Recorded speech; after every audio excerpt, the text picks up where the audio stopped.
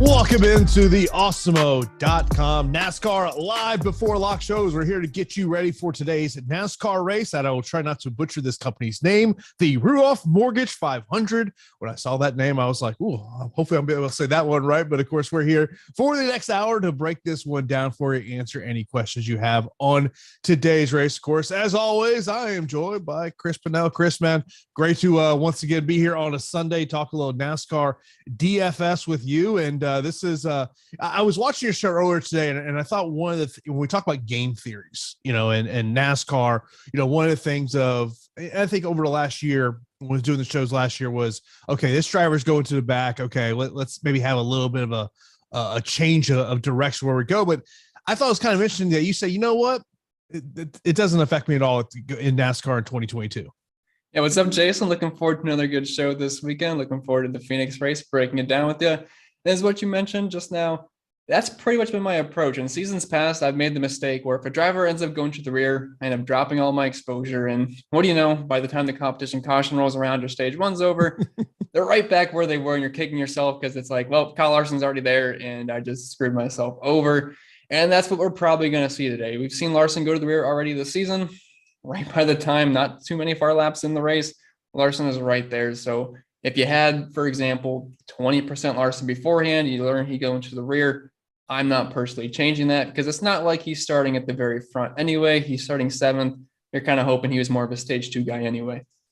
Yeah, and of course, by the way, that competition caution will come at lap 25. Of course, we got 312 laps here today. The other driver that's going to the back, Ricky Stenhouse Jr., which going to be hard to avoid Ricky in cash games. And boy, that is just a scary thought. As I was putting my cash lineup together and I was like, okay, I want to have 2 to 3 Dominators. And I'm like, well, I got to go Ricky Stenhouse Jr., but man, does that scare the crap out of me? Well, it's funny. We have the most volatile driver in all of NASCAR, at least perceived to be, and he is going to be by far the highest owned driver on the site today in a cash game lock. So it's just complete opposite of what you usually expect out of Stenhouse, but it's really hard to avoid today. Yeah, I mean, but when we talk about roster construction is obviously Dominators. And, this is a 2 to 3 Dominator race. Just can't see how a 1 Dominator build is going to allow you to get optimal in GPP. So I would say what I did was I went over Awesemo.com. I was using our top driver tool, and I'm going that top 2 Dominator percentage. And then I just went in the Fantasy Cruncher, and then I just created a group, and I said, give me at least 2 of these drivers. Are you doing something similar today?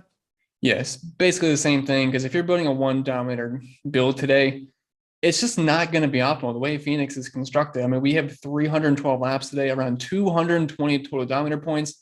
And in weeks past, we've seen where there's a lot of, upper tier drivers that are starting in the very back that were playing for place differential upside, like Kyle Busch last weekend. We've had Kevin Harvick the past couple of weeks be a big place differential guy. This is kind of a normal looking race where we have one massive PD guy that everyone's going to play, and the rest of these guys are kind of spread out throughout the field.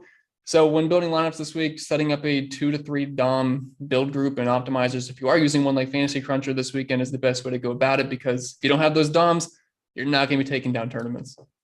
Yeah, and I'll say a tweet that Phil had earlier this week, because one of the things we always talk about is how much money is too much money to leave on the table. And he looked at the optimal lineups, total salary used for the first 3 races of this season.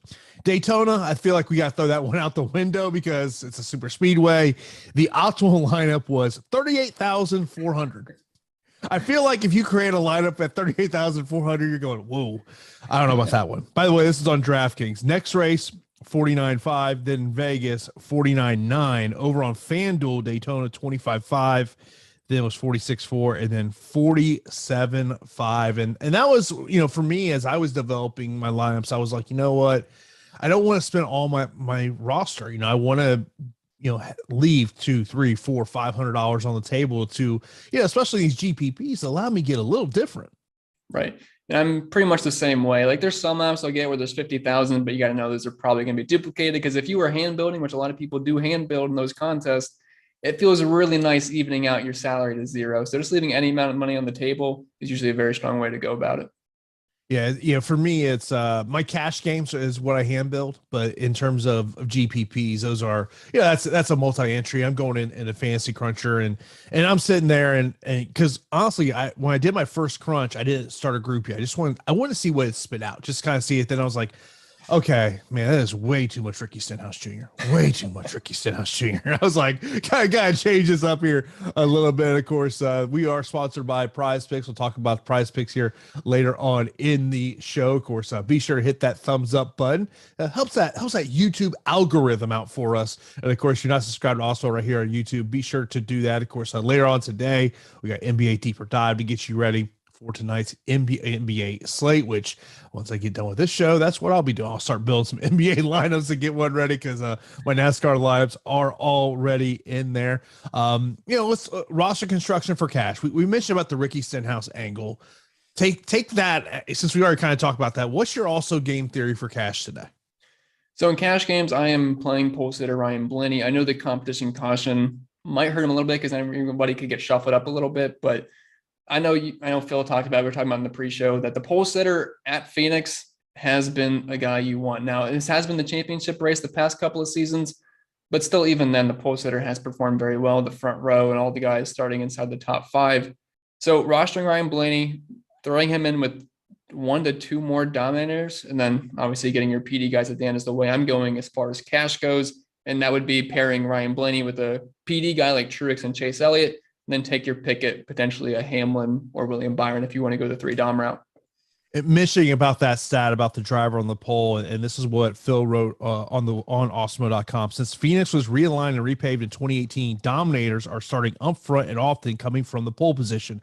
Since 2019, the driver starting first is averaging 89.2 laps led, with no finish worse than 7th in that time span. And, just kind of talk about the Dominator aspect of this today. You mentioned about the total amount of points. So we got 78 Dominator points, laps led, talking about over on DraftKings, and 140.4 for fastest laps, which that's kind of made me think of the Kyle Larson aspect of basically, even though he's going to be in the back, how quick he gets up there, which can lead us right into these top tier salary drivers. So we're looking at 9K and above over on DraftKings. I mean, obviously Ryan Blaney, we've already kind of talked about him, chance to start racking up those Dominator points right as the race starts. But I know there is a guy in this range that you love today. You mentioned earlier that if this guy does not come in good today, it's probably not going to be a good day for you. And that is the guy starting third, William Byron, 9,400 on DraftKings, 10,500 over on FanDuel. Yeah, so if Byron starts the race out poor, I might have to turn the race off, because I am planning on being very heavy on William Byron today, close to double the field if possible. That is taking away exposures from some other drivers right around him, but I cannot get past this price point. It's looking like he's going to be mid-20s in ownership, which just seems too low for me for a guy that was arguably the top car in practice, right up there with Ryan Blaney and Kyle Larson. He's in a Hendrick car. He's starting third, like we talked about. The guys starting close to the front typically tend to pick up the majority of the Dominator points. And you can easily fit in 2 to 3 Dominators alongside William Byron. So I like the starting spot, like the price, like the team he's on, like what I saw in practice. Not the prototypical guy I roster at short flat tracks, but he's had plenty of top 5s and top 10s. I think he'll be just fine today. So loving this price on William Byron. Mentioned a question on Ryan Blaney here coming from JJ Hawk. He says, how is Blaney's equipment though? Seems like they've been having issues. Blaney is just a bit of a magnet for bad luck. He's in a top tier ride though. He's in Penske equipment, which they tend to run very, very well. And if you're wondering who's on Team Penske alongside him, Joey Logano, who we all view as a top tier ride. In the past, they used to be Brad Keselowski, that is now Austin Cindric, but Penske, it's not quite, they have not been quite as good as Hendrick or Joe Gibbs the past couple of seasons, but they're still a top tier ride. So there's no worry about equipment. He's just been mainly getting unlucky with guys spinning into him and whatnot. By the way, I saw this kind of come up in your show a little earlier today.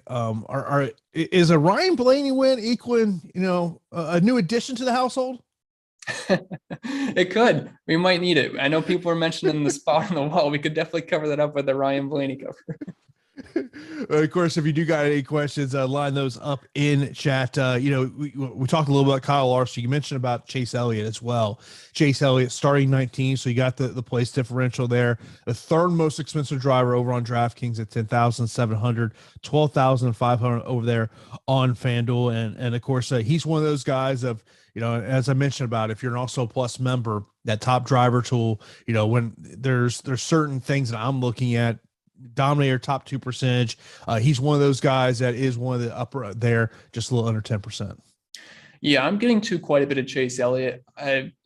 It's really close between him and Martin Truex Jr. I'm kind of viewing them as the same play. And since Truex a little bit cheaper, I've been kind of leaning more towards Truex, especially in cash games. But I'm loving Chase Elliott. Starting 19th, you have to assume he's going to have similar speed to his teammates like William Byron, Kyle Larson, Alex Bowman. If that's going to be the case, we're probably talking about a potential top 5 for Chase Elliott, mixing some fast laps with a chance to get up front. He is a recent winner here at Phoenix, was in the championship race, but he's been excellent at short flat tracks. I can definitely get on board with Chase Elliott at that price point. One of my more favorite plays on the slate for sure. I mean, now look, everyone 9K and above is getting ownership. I mean, right. Everyone's up there now. If you are maybe looking at, okay, like I use this analogy when talking about MMA DFS of when we have, fighters who are 9K and above, and I'm like, use ownership as, okay, who is that high end salary player that can help you get leverage on the field? Now, the two that you would label in this one is Joey Logano, who's starting 10th, and Kyle Busch starting 11th. Thoughts on them as maybe, because obviously, look, everyone's getting Ryan Blaney. I mean, no secrets out there. Newsflash, when this race starts and you look at those ownership numbers, crap ton of people are going to have Ryan Blaney in their lineup. Right. So as far as Joey Logano and Kyle Busch goes, I'll start with the bad first. I'm not a big fan of Kyle Busch here today. And it's just mainly due to the fact that I cannot play all of these drivers. We talked about this before, but I got to take some stances somewhere. I'm just going to pretty much just try to break even at that point. So I got to take some stances. Kyle Busch is the one guy I'm going pretty under the field here, mainly due to the price point, because I want to play Larson. I want to play Elliott, Logano, Hamlin. So Busch is the guy that's getting knocked out for me. And it's no reason why he's like bad at Phoenix or anything. He's actually very good at Phoenix. He's actually one of the better drivers here over the past several years. Problem is last year wasn't quite as dominant at these track types. He was really good at the intermediates. We saw that last week. I'm not sure how much it's going to translate. This is the first short flat track we've had this year. But Logano's a guy I know can crush short flats. He's averaging the most DraftKings points per race here at Phoenix over the past 3 seasons. The best running position, has a win, the most laps led, large chunk of fast laps. He has an exceptional average finish over the past couple of seasons at short flats. So I'm liking Logano a lot, especially if he's going to go under-owned, which it looks like he should be being priced right in between guys like Blaney, Hamlin, Truex, and Chase Elliott. Of course, if you do got any questions, maybe you're an Also Plus member and you're entered a score, just mention me, just at me on Discord, so I make sure I see your question, which that is what Chuck did, a FanDuel cash question related to drivers who are in this high-end tier of Hamlin and Byron. We talked about Byron, of how much you love him today and his price point, but looking at the other side in a cash question, Denny Hamlin, we haven't even talked about Denny Hamlin at this point, starting second, 10-1 over on DraftKings, and he's 11-5 over FanDuel. So this was a FanDuel cash question comparing these two guys. Yeah, I'm definitely in on comparing Denny Hamlin and William Byron on FanDuel. Yeah.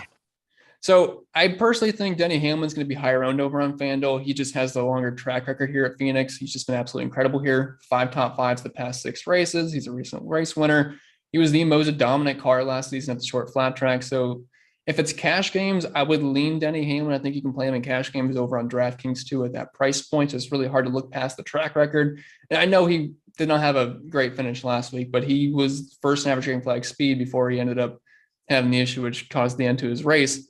But yeah, as far as cash goes, I would side with Hamlin over Byron just because of the ownership. But in tournaments, I definitely like getting to Byron. Yeah, I mean, I talked about the DraftKings ownership in terms of these drivers in this range.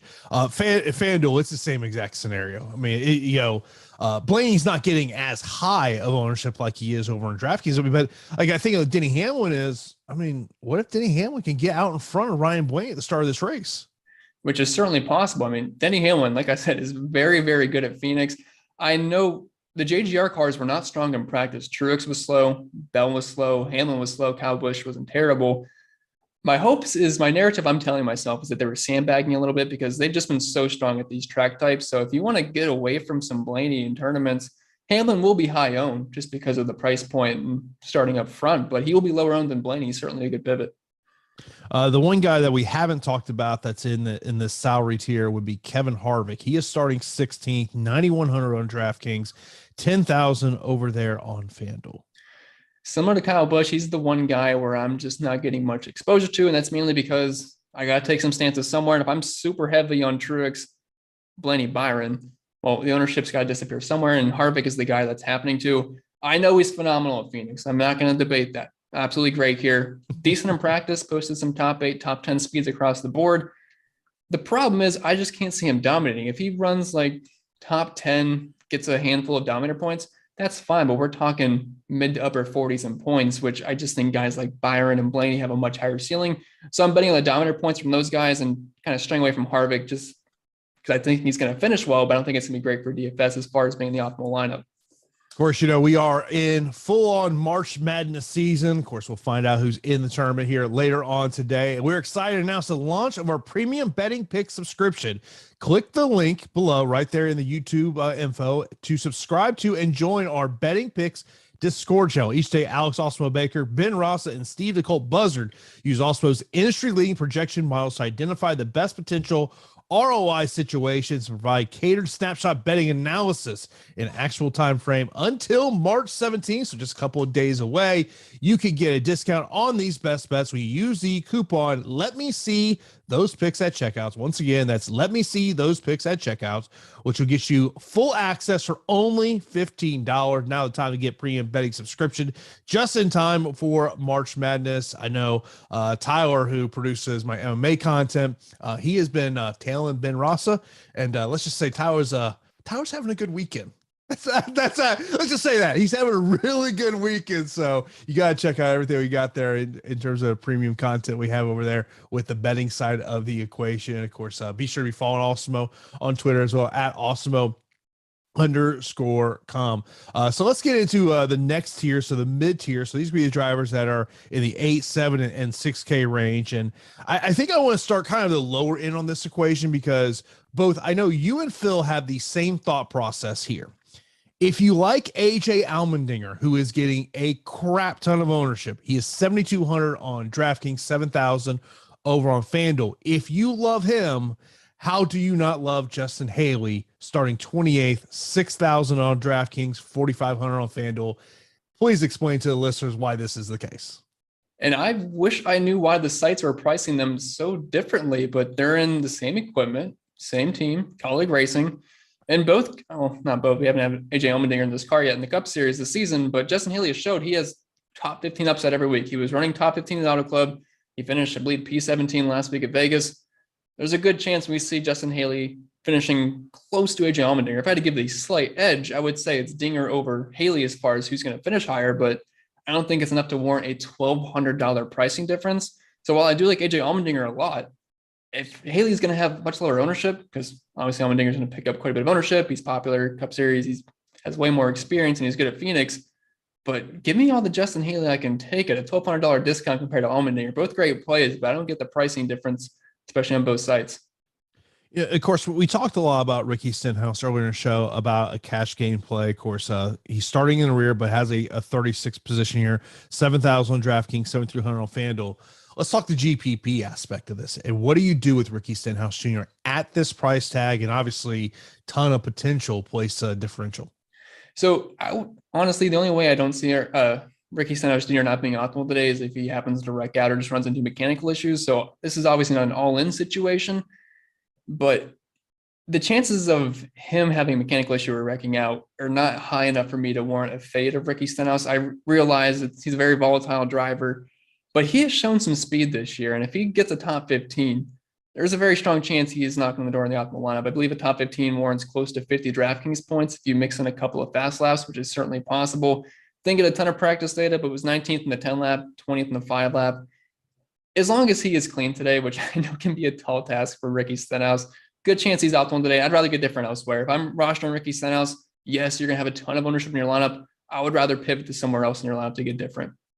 One of the questions I guess it was more of a comment we had in chat, was related to Ross Chastain, who's starting 17th, 8,100 on DraftKings, 7,500 on FanDuel. Not a ton of ownership coming his way, but what's your thoughts on Ross Chastain today? I do like Ross Chastain. It was nice to see what he did last week, where he led like 100 laps. I'm not sure any of us saw that coming. He came in around 5 to 6% ownership. Absolutely shocked everybody. I thought he'd run well, but not enough to get up front and dominate over guys like William Byron and whatnot. But I can get behind Ross Chastain. He was decent at the short tracks last year. 8th in the 5 lap, didn't get any 10 lap run or 15. So I hate to put too much into it, but assuming some of that speed translates this week, I mean, he's a decent pivot off some of these chalkier guys. Like if you want to avoid the Stenhouse Allmendinger range, I mean, Chastain, Almirola, Cindric, that's a nice range to be in for tournaments at lower ownership. Yeah, I'm just saying, if a way to get different today would definitely just say, you know what, I'm going to go, like, to me, like, say if you're a single bullet player, you're going to hop into, whether it's the big contest over on DraftKings, a big contest over on FanDuel, and you sit there and say, you know what, I got to try to get different than the field. To me, it's like you just sit there and you just cross out Allmendinger, you cross out Ricky Stenhouse Jr. as a way to differentiate yourself. It's very scary to do so, because they can easily walk themselves into the optimal lineup. But if Ricky happens to do Ricky things, and Ricky Stenhouse, we don't call him that for nothing. If he happens to do that and something happens to Dinger, you are looking fantastic in tournaments, because half the field just got completely wiped out. Anyone who has played NASCAR DFS in the past, they know exactly what you're talking about. They know exactly what you're talking about. See, I don't know if my buddy Pete's in the chat, but Pete's in the chat. I just hope he doesn't have, if he has Ricky Stenhouse Jr., then I'm getting a little concerned, because Pete has got a knack for finding these guys who wreck out here. So, it's, but that's the scary part. But like, to me, if you're a single bullet player, it's, to me, when we talk about game theory, I think it's a tremendous game theory. By the way, Sean, appreciate you in the super chat. It says top 5 in race. Let's hear who will be in there. It's, I mean, look, it's, how do you not look at Ryan Blaney right at the top? I mean, right. How do you not? I mean, just looking at some of the drivers that were fastest in practice that have a good chance of finishing inside the top 5. Ryan Blaney was extremely fast. William Byron was fast. Kyle Larson was great. And then a couple, maybe not a surprise with Tyler Reddick, but one guy that may be an outside chance of a top 5. Austin Cindric was very fast in practice. If I can pull up his exact speeds here. He's only $7,700 on DraftKings, but 3rd in the 1 lap, 7th in the 5th, 4th in the 10 lap, and 5th in the 15 lap. And if you look back at his Xfinity days, it was really good at these track types. And like we talked about earlier, he's in a Penske car, which they tend to run very well here. Brad Keselowski put up some very strong numbers in the past. I know he's a rookie, starting close to the front, but he's a decent way to go in tournaments to get off some of that Allmendinger and Ricky Stenhouse chalk. And he has got low ownership. Right, exactly. Like as I'm hand building lineups, like if I'm hand building a GPP lineup, I'm looking at ownership and I'm just going, okay, Who's getting a ton of ownership? We know who that is. Allmendinger, Stenhouse Jr., outside of the Dominators that we know who they are. It's, you look at, these drivers that are underneath 10% ownership. And I know some of these drivers that you're not big on today. Right. Alex Bowman, 8,700, starting 9th. Eric Jones, 14th. You mentioned about Austin Dillon. The other one is Chase Briscoe. Right. Yeah. Chase Briscoe is a tough guy to get to because if you look at that entire 6K range, we are loaded with place differential. Buescher in 26th, Suarez 23rd, Bubba 27th, Custer 25th, Haley 28th. Then you have the big sore spot here, Briscoe starting 6th. Then, and right above him, you have Stenhouse and Allmendinger. So if you are hand building today, it's almost impossible to click on Briscoe's name and feel good about it. But he's shown this season, I believe it was at Auto Club, where he got up front and let some laps, and he's actually looked not too bad so far. He was third in the 5 lap, not a ton of practice data there, but if you were just trying to go off the wall, get different, rostering guys like Austin Cindric, Almirola, Chase Briscoe with their ownership, it's definitely a good way to do it. Very volatile, but it can pay off.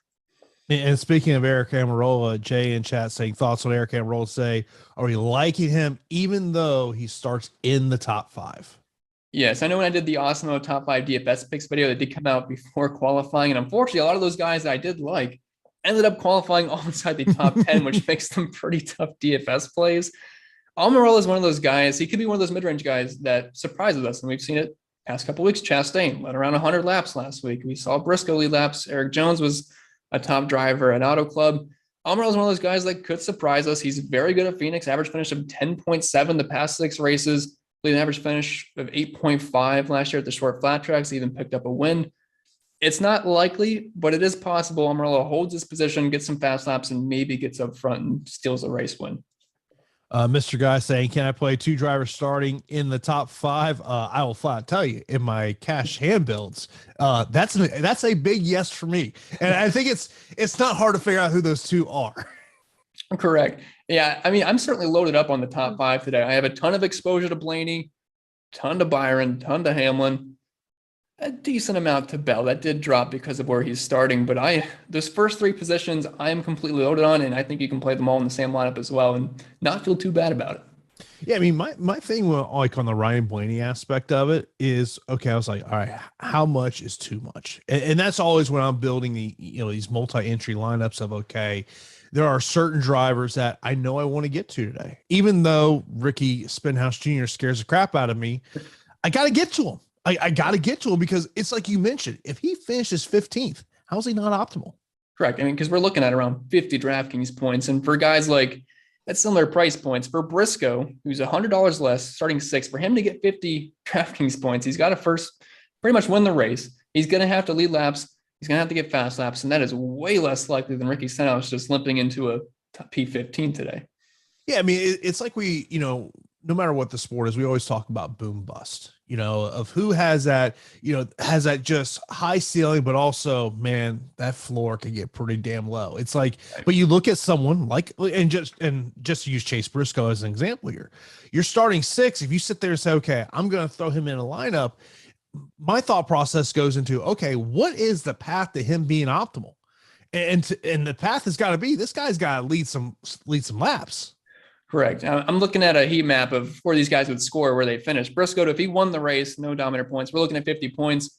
For Stenhouse to get 50 points, all he has to do is walk into like a P15. So again, we're talking about an absolute ceiling here for Briscoe. Stenhouse, he has a top 10 potential. Top 15 is just kind of right around where I'd expect him to finish. And for Briscoe, a good day for Briscoe is a top 12. If he's getting a P12, we're talking 25 DraftKings points. And I think it's way more likely that Briscoe finishes P12 and he ends up winning the race today. So definitely very volatile. Jim Parrish asking about Daniel Suarez. He's starting 23rd, 6,600 over on DraftKings, 6,000 over on FanDuel. A little more ownership than he on DraftKings than he is over there on FanDuel, but still low ownership. Yeah, and compared to some of the guys he's priced around, it looks like he's going to fly under the radar a little bit compared to guys like Haley, Custer, Bubba, especially Bubba and Chris Buescher. But I'm actually a pretty big fan of Suarez today, especially if he's going to go a little bit overlooked. 13th in the 5 lap, 13th in the 10 lap, 10th in the 15 lap in practice. It seems like he has a decent car. We know Suarez has top 15 upside. He almost won a race at Auto Club earlier in the season. So I can definitely get behind some Suarez. I mean, he's on the same team as Ross Chastain, and if we like Ross Chastain, we should like Suarez a little bit too. Brad Keselowski is a driver that we have not talked about. I haven't even seen a question over there. By the way, Pete checked it in the chat. Pete, everyone wants to know who's in your lineup so we know who's going to wreck out within the first 10 laps of this race. Everyone wants to know that one.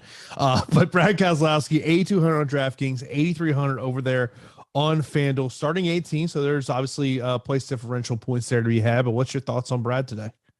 Yeah, I mean, like you said, no one's really asking about Brad. And I'm kind of the same way where I don't really want to play Brad today. I know the price is appealing. If you're looking at recent track history, it's obviously going to look good, but you got to keep in mind that was in a Penske car. Now he's in the 6th car. It's definitely a downgrade. Starting 18th, it does make him playable, but I would prefer Chastain. I just think he's going to have more speed today. I slightly prefer Christopher Bell. I'd much rather play Tyler Reddick. Keselowski, practice wasn't good. 24th in the 5 lap, 18th in the 10, 13th in the 15 lap. I think he's probably going to contend for a top 15 today, but I don't see where he's going to have a chance to crack the top 8 and pick up fast laps, which is what he's going to need to do to be optimal here. Speaking of Christopher Bell, of course, he's starting 4th here, 8,300 DraftKings, 9,000 on FanDuel, and Jay Lopez saying, can Bell give us a top 5 finish today? It certainly wouldn't surprise me. He's actually very good at the short flat tracks, and similar to Almirola, one of those other guys I talked up in the top 5 DFS picks video, qualified 4th, so it makes him a very tough play. But looking at some of his actual finishes at similar tracks last year, 3rd at Richmond, 2nd at New Hampshire, 4th at Richmond once again. And Bell is actually one of the better drivers at short flat tracks. I believe he had the 4th best average finish last year, only behind guys like, this is pretty good company to be in, Joey Logano, Denny Hamlin, Martin Truex Jr., some of the absolute top level drivers, tied for the most top 10s with Joey Logano at short flats. It's a little bit risky, but I would honestly put him in the Dominator group today if you're using an optimizer. The only other driver I believe we've not mentioned in this chat is Cole Custer. So he's starting 25th. So he's $200 cheaper than Bubba Wallace. Bubba is getting some ownership here. 6,200 on DraftKings, 5,000 on FanDuel.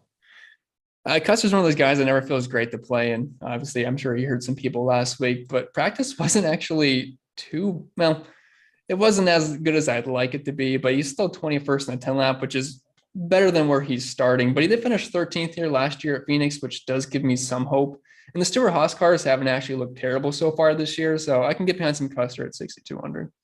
Of course, we are sponsored by PrizePicks. You got to check out PrizePicks. Go to PrizePicks.com, or of course, you can download their app in the App Store. And of course, when you sign up, deposit, and play over at PrizePicks, you get a free month of also Plus Platinum. When you sign up, you'll receive an email within 24 to 40 hours to redeem your free month of Awesemo Plus Platinum. Of course, be sure to use our free player props tool to help you make the best selection over there. And of course, use that promo code Awesemo for instant first match deposit of up to $100. And I know there are, when we talk about fantasy scores, there are 2 plays that you like. I know you were talking about these plays because you've made those plays already, which I always talk about PrizePicks. You got to get in potentially really early on the week before these lines start moving. But the 2 that you mentioned to me were William Byron and Tyler Reddick, and you like the over in both these spots.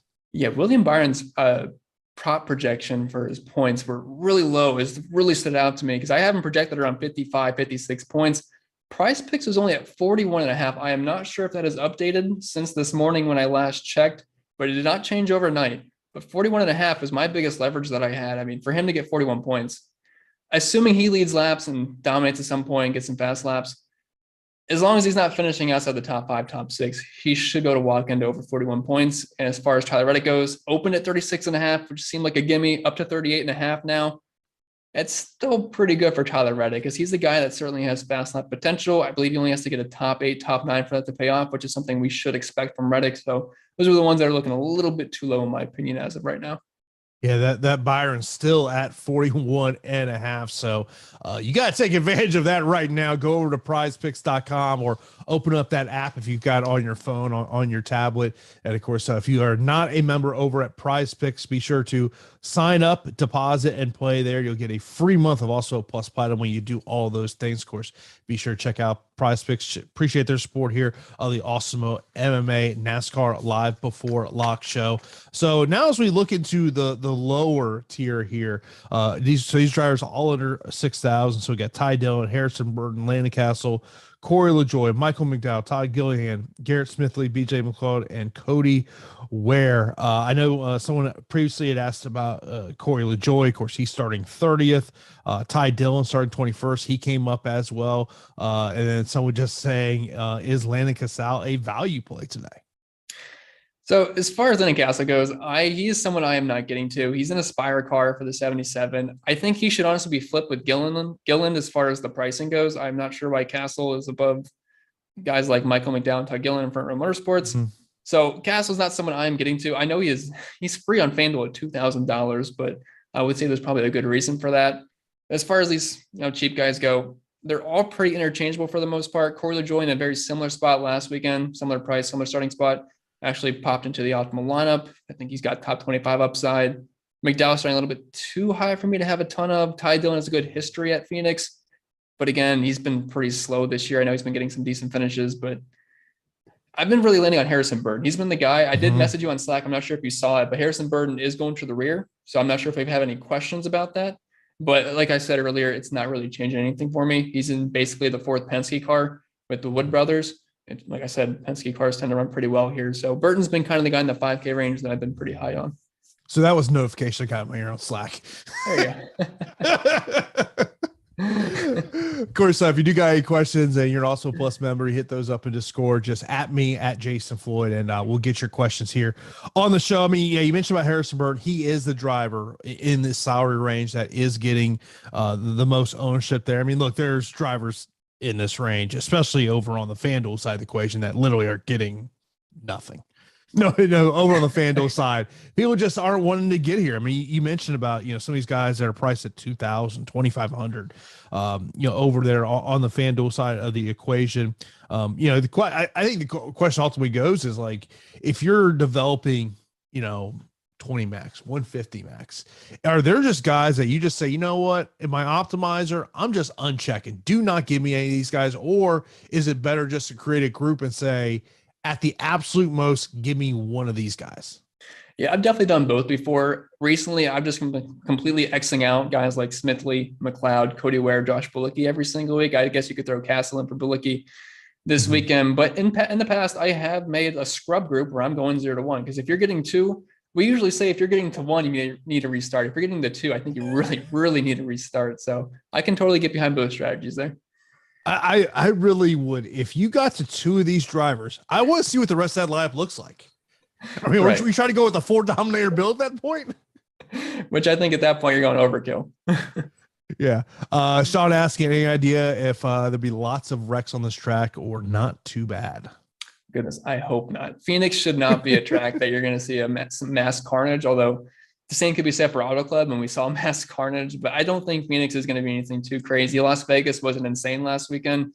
Yes, there was some cautions, but it definitely got a lot better. And the more track time I get in these new cars and in this package, I think the better we're going to get it, just trying to stay clean. So my guy Pete checking in with the super chat, talking about his core here of Hamlin, Bell, and Truex as a solid core. I like that core. Yeah, for sure. I mean, you're really betting on JGR, and they weren't fast in practice, but again, I'm kind of overlooking that because JGR tends to run these tracks very well. They're all fairly priced. I can certainly get behind that core. I love the new graphics guy over here at Awesemo.com. I mean, Jordan with the Greg Ehrenberg picture and that dollar sign. Oh man, that is tremendous. That is tremendous. I feel like we got to get some good crisp pictures for the super chats in there for sure. But of course, we've got about 20 minutes here left in the show. We'll answer any questions that you have. Anything on the betting side of this one that has stuck out to you? Nothing I've really looked into too. I like betting on the guys that have been fast in practice. William Byron, I'm not sure. Do you have the odds pulled up by chance? I can pull them up now. I know I saw earlier over at DraftKings Sportsbook. I want to say Kyle Larson was like plus 350 to win the race. Yeah, and I believe he didn't change after going to the rear. So, I mean, Vegas isn't concerned, so I'm not going to be concerned either. Yeah, I mean, and that's something that we talked about very early on the show, just sitting there going, you know what, hey, just not concern yourself. And the competition caution at lap 25 also, I'm not big on that.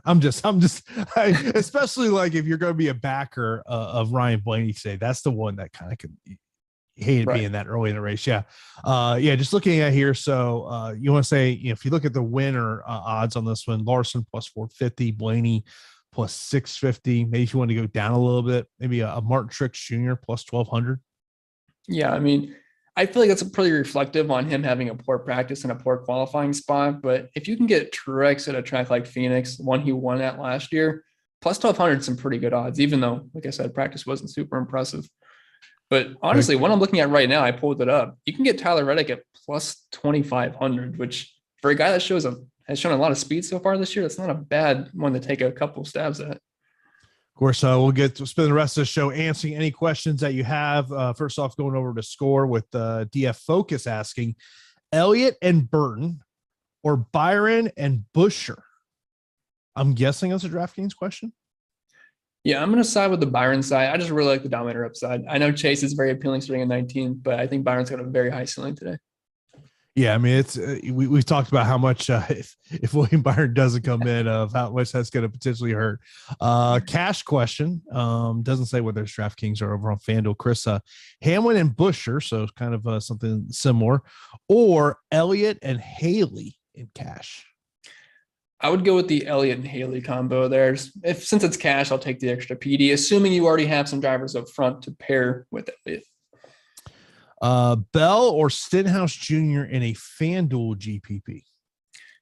So over on FanDuel, like on DraftKings, my difference between Stenhouse and Bell exposure is pretty massive to Stenhouse. As far as FanDuel goes, I'm pretty close on both. And I believe you said it's for a tournament. I would almost want to side with Christopher Bell because I think he's got the higher finishing position potential, which obviously is pretty important over on FanDuel. Yeah, much different ownership on DraftKings and on FanDuel, especially when we're talking about, someone like a Ricky Stenhouse Jr., AJ Allmendinger. Of course, those are two guys that are getting a lot of, we talked earlier in the show just about if you like AJ Allmendinger, how do you not like Justin Haley at $1,200 cheaper? Next up, Burton or Haley for a DraftKings GPP, says pick one. So I would go with Haley, and that's even before Burton was going through the rear. I just think Haley, like we talked about with Dinger, everyone likes Dinger. I really like Haley, and if he's just going to continually be this low price and if people are going to overlook him, I just want to keep taking advantage of that. And we talk about, like, there's a question about, top GPP picks for DraftKings. I mean, when I see that question, my first thought is, okay, I could look at someone like a Stenhouse Jr. because, like you point out the case, if he finishes 15th, going to be hard for him not to be optimal. But when I think top three GPPs, I'm sitting there going, if I'm trying to build a 3 Dominator, that's where I'm going. Right. Yeah, I definitely the same way, because you mean like putting a Stenhouse in there with him as well? Yeah. I mean, like to me, it's as much as Stenhouse scares the crap out of me, right. But if just say we talk about he finishes 15th, 50 points, right. He's going to be optimal. Right. And all you got to do is hit on your Dominators and not completely get, destroyed there. Like if you were roster, if like 2 or 3 Dominators hit and the one just has an okay race, if Stenhouse is just running top 15, you're going to be looking pretty good no matter what. It's just, there's no risk with him. It's scary to say that with Stenhouse, but he seriously has no risk today. Like the floor is as high as anybody on this slate. I'll thought it interesting because I happen to see Phil putting this over in our Discord chat about a DraftKings cash of Truex and Allmendinger, or Chase Elliott and Bubba Wallace, or he goes, or both. I almost want to do both because I'm not sure there's any difference between both of them. I saw on Twitter he was talking about making multiple cash lineups this weekend, which is something I never do, but as wide open as the slate is, it's honestly something I can almost get behind. If you have a really tough 2v2, if you put half your lineups in as the one lineup and half in as the other. If I had to pick, though, I'm going the Truex route, but it is very, very close. But I'll say it's going back on that top GPP of DraftKings. I would say that a core for me would probably be Blaney, Byron, and Stenhouse. Right. And if you're doing that, obviously you're going to have some pre-ownership. You got to find the other guys that are decent pivots in the mid-range, because like we talk about a lot, going full contrarian can be a very bad idea. You can still play good chalk plays, but if you're doing that, you got to find the pivots somewhere else. So don't just fade chalk because they're chalk. You can play chalk, just find a way to get different with it. And maybe that's an Austin Dillon. Exactly. He's getting very low ownership today. Very, very low. Yeah, that's one thing I tell people all the time. Like you gotta, you gotta look at those ownerships and kind of figure out where can you get some type of leverage. Of course, if you want to get access to our driver ownership, you gotta sign up for also a plus weekly pass. You can get that for $29.95, gives you access to everything we have over there at Awesemo.com. Player projections, ownership, and so much more. And of course, if you just want a NASCAR pass, you can get a NASCAR weekly pass as well. You can get that as low as $9.95 a week. And of course, as I always say, is you want to have that fancy cruncher add-on, especially if you are, even, and I say this, even if you're a single bullet player, it allows you to kind of see the type of lineups that you can create out there. And of course, a big thing for me is, especially in NASCAR, I probably use it more in NASCAR than any other sport, is groups. And like today, I'm doing a Dominator group, but trying to figure, I want to create, I try to create 3 Dominator builds, but there was sometimes I didn't necessarily love the roster construction.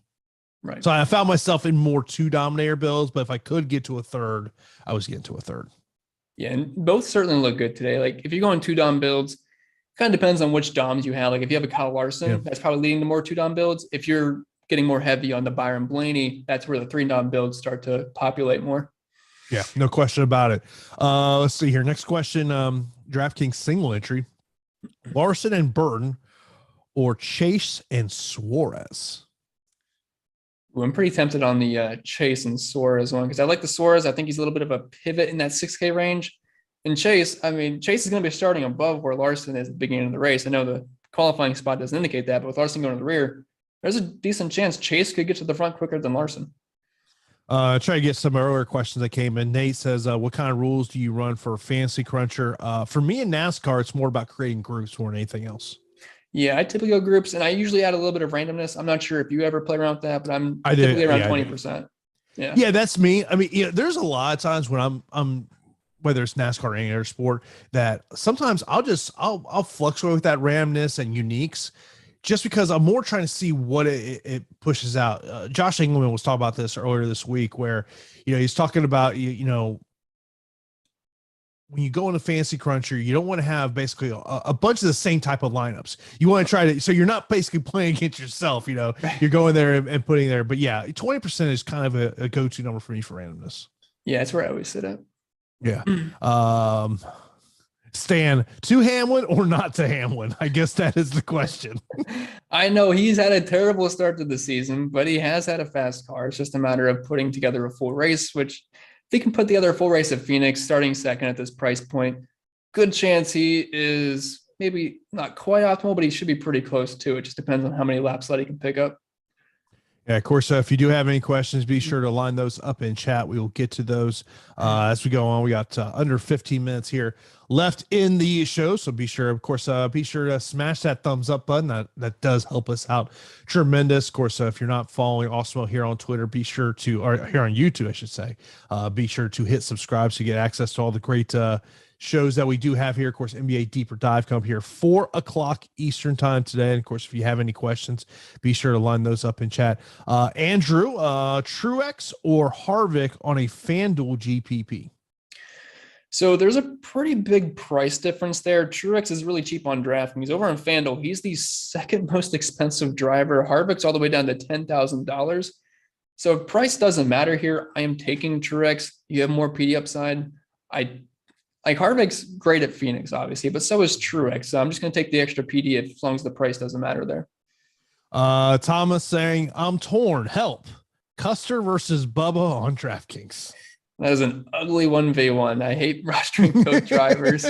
But if I am forced to, I will play the Bubba Wallace today. Yeah.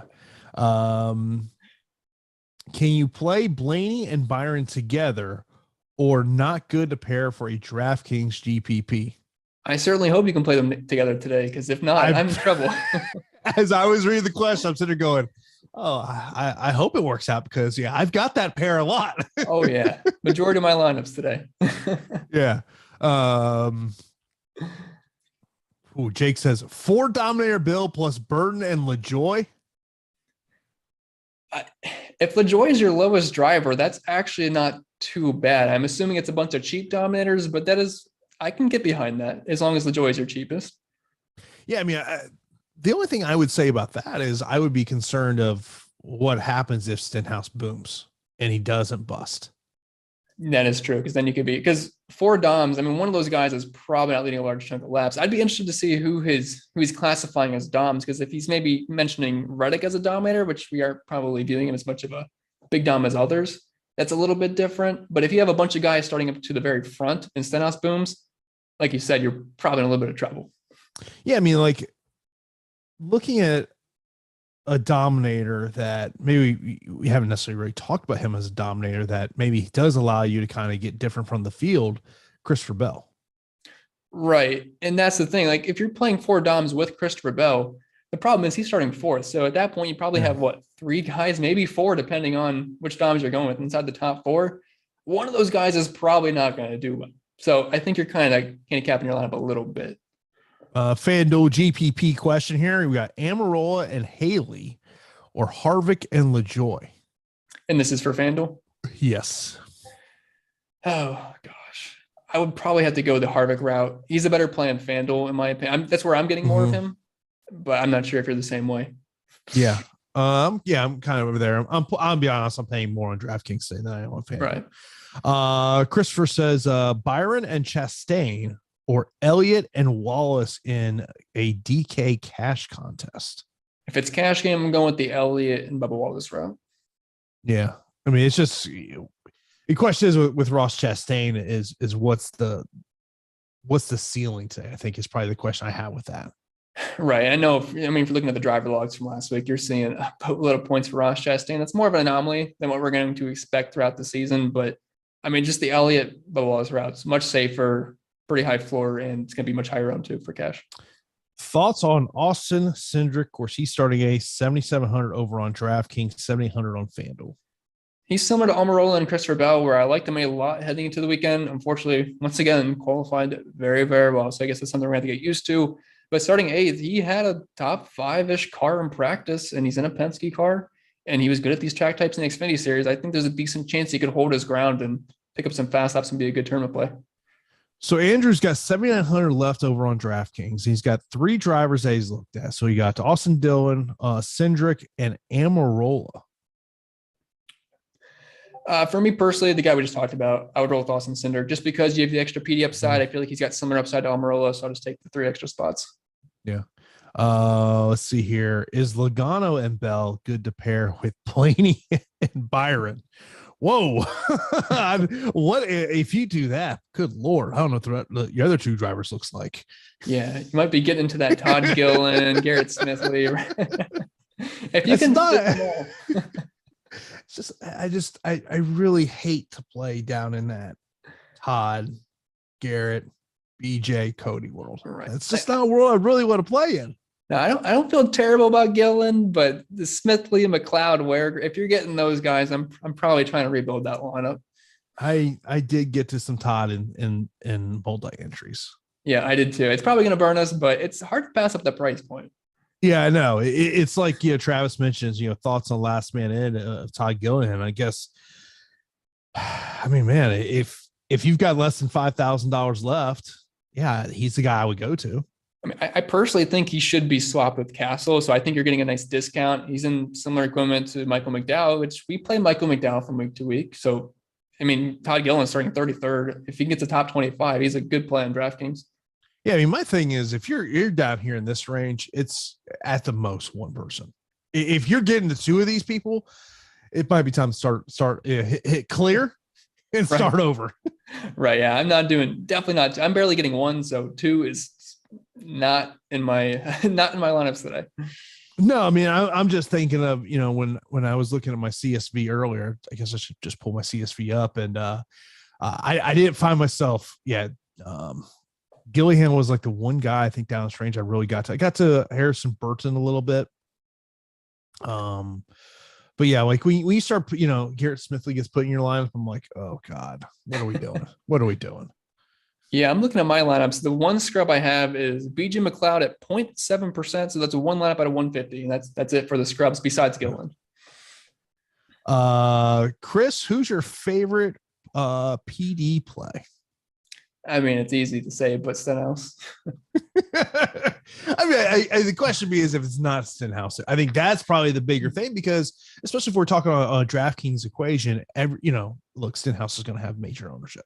Right. If it's not Stenhouse, I mean, Allmendinger's right there. Again, he's going to have major ownership. If you just exclude the chalk guys, it's kind of tough, but that 6K range is loaded. So Bubba Wallace and Justin Haley are the two I'm on as far as cheap PD guys. Yeah, I mean, we talked about this earlier. Like, if you're trying to get different GPPs, if you can avoid Allmendinger and Stenhouse Jr., that is going to give you a massive way. But it's a problem if you sit there and say, man, if these guys boom, oof, good luck, trying to still be optimal. Right. And their path is a lot easier than most on this slate. Yeah. Get a question about how do you correlate NASCAR playing my first time. First I'll say playing your first time in NASCAR, when the race starts, check your lineups. Just look at, ownership percentage. Don't look at anything else. Right. Because it's going to change. I know last week I was not doing amazing. And there was 2 or 3 laps left. I forget. Eric Jones takes up Bubba Wallace. My money shoots up. I thought it was dead in the water. 2 laps left. Hey, I'm winning money. So it can change very, very quickly. Yeah. It's one of those things of if the first half of the race, I want to be not in the money at all. Right. Right. Because if you're in the money in the first 10 laps of the race, it may not work out well for you in the end. And that is the one thing about NASCAR DFS. I mean, you get some nice early screenshots, but it usually goes away. Yeah. It's one of those things of my big thing I'll turn the race on. I'm like, I don't care about who's in the top 10. Are any cars out of the race I need to know about that might be in my lineups? Right. As long as they're on the track, you got a chance. Yeah. Cindric or Dylan or go down more says, who do you think, Cindric or Dylan or go more down? So I'm guessing what he's saying is, are you taking Cindric or Dylan, or are you looking for somebody lower than that? You talked about Austin Cindric of what you like there. Yeah, assuming we're just going to exclude Allmendinger and Stenhouse because they're obvious plays. I like Austin Cindric there. I know he's a rookie, but again, good equipment, good track type for him, good practice numbers. Hard not to at least take some chances on him. And so as we start to wrap the show up, I'm just going to go over to Bob Pockrass's Twitter handle, make sure there's no other changes here. By the way, Green Flag will be here at 3:47 p.m. Eastern time. Harrison Burton to the rear, his unimproved adjustments. So we have 3 drivers going to the rear: Harrison Burton, Kyle Larson, and Ricky Stenhouse Jr. But as you mentioned about, going to the rear just doesn't have an effect on you. Yeah, I didn't change my Burton exposure. I knew Larson was already going to the rear, but I wouldn't have changed that either. So yeah, okay. Bob tweeted about 40 minutes ago, the Larson issue with the steering wasn't the steering rack issue that teams had in testing. It was a power steering pump issue that impacted Larson, could feel mostly when pulling on and off the track. So the team changed the power steering pump. Okay. And better than to fix it now than during the race. I'll tell you that. Yes, very much so here. FanDuel question, Suarez or Dylan? Over on FanDuel, Austin Dillon or Ty Dillon? I'm going to say it's probably Austin. Well, it could be Ty. It could be Ty. Okay, if it's on FanDuel, I think Austin Dillon's got the better chance of finishing higher. So if it was DraftKings, it's opposite, but over on FanDuel, I'm taking Austin Dillon. Of course, we got just about a little over 15 minutes before lock, which gives myself and Chris plenty of time. If we got to make any adjustments to our CSVs, we'll do that. Of course, pretty much we appreciate everyone tuning in here. We'll leave on this question. Mike saying, is 1,200 left on the table too much? I don't mind that. No, I have some lineups that leave about 1,000 or 2. I mean, especially on FanDuel, I got some lineups that leave a couple of thousand.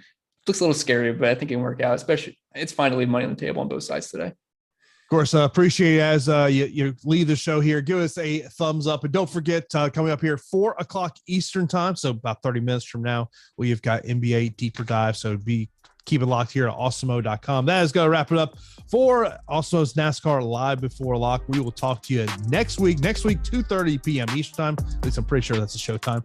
So be sure to check us out here next Sunday, Awesemo NASCAR Live Before Lock. Have a good day, everybody.